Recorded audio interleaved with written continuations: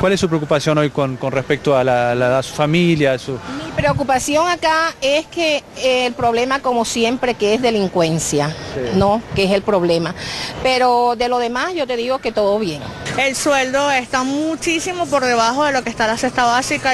Si tenemos esta triple situación de inseguridad, de posibilidad de incremento de inflación y de esta situación de carencia de electricidad, esto podría ser una dinámica explosiva para el gobierno en la medida en que se acercan las elecciones. ¿Lo que puede pasar?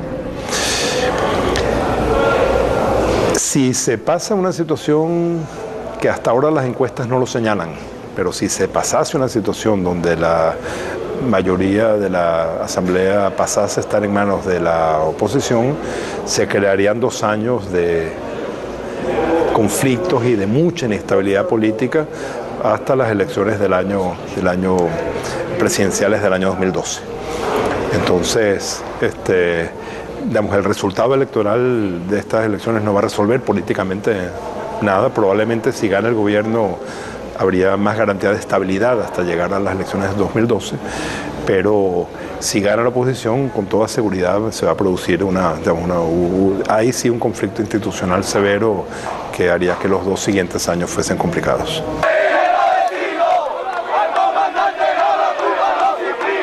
Realizar su revolución, si los estudiantes, por ejemplo, y movimientos de oposición siguen con sus protestas y con sus posiciones contrarias al gobierno que él llama de golpistas. ¿Usted cree que Chávez puede tomar medidas muy autoritarias comprometiendo las elecciones?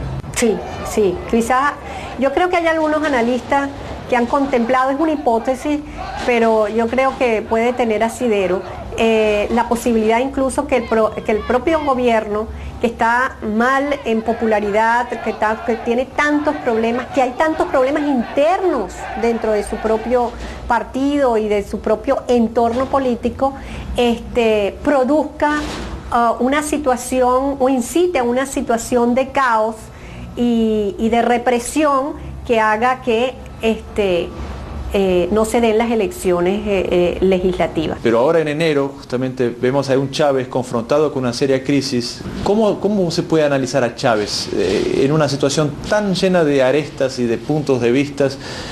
¿Tiene algo bueno Chávez? ¿Se puede hablar de algún punto positivo en este momento?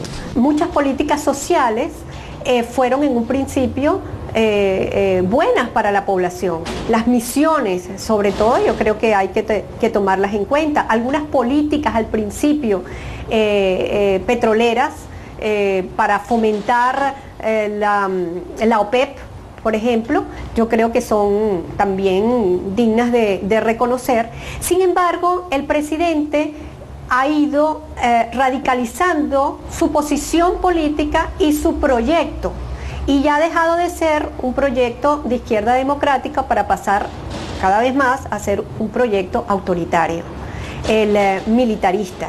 Y eso obviamente es muy difícil que hoy se vea es decir, sacar las medidas buenas que él tuvo la anterioridad, porque está violando su propia constitución. ¡Estudiantes! ¡Estudiantes! A crise atual na Venezuela é analisada por um dos principais jornais americanos, o Washington Post, como o desmoronamento da Revolução Bolivariana. É o mesmo ponto de vista da oposição chavista, constata o cientista político Giuseppe Cocco. A meu ver, na realidade, o que aconteceu no caso da Venezuela, mas que também diz respeito à América Latina como um todo, em particular à América do Sul, é algo de mais ambíguo e mais complexo. O que aconteceu na primeira década, digamos, desse novo século? Aconteceu que o processo de democratização, que no final do século passado, quer dizer, nos anos 90, era sobretudo um processo de abertura ao mercado e integração no processo de globalização. Na virada do século, ele virou um processo de participação popular.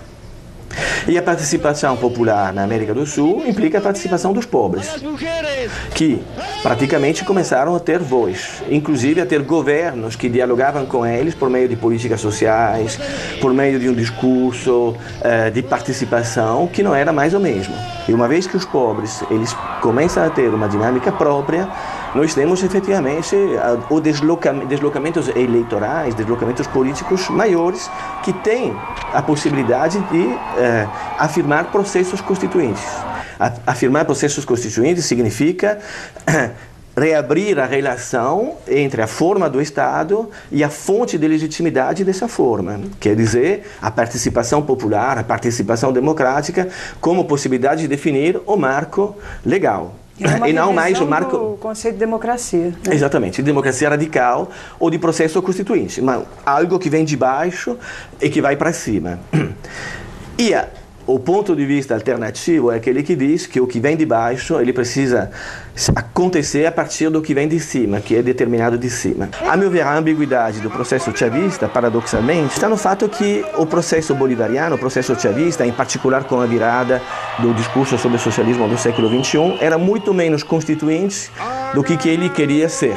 Ou seja, muito mais estatal, muito mais de cima para baixo do que ele pretendia dizer que era. No caso da Venezuela, há um discurso constituinte, há um uso do discurso sobre a Constituinte, a reforma da Constituição, etc., etc., mas uma prática que fundamentalmente não consegue destacar a experiência chavista, que é muito ligada à experiência de uma participação do exército, né? Que portanto é hierárquica, etc., que é muito especular ao poder que ela quer combater. Então, a ambiguidade do processo chavista, que tem que ser trabalhada desde o ponto de vista progressista, desde o ponto de vista da radicalização democrática na América do Sul e da crítica interna ao processo, sem cair nas armadilhas do discurso norte-americano ou das elites que apenas pretendem voltar ao poder eventualmente com golpes, como já fizeram, né?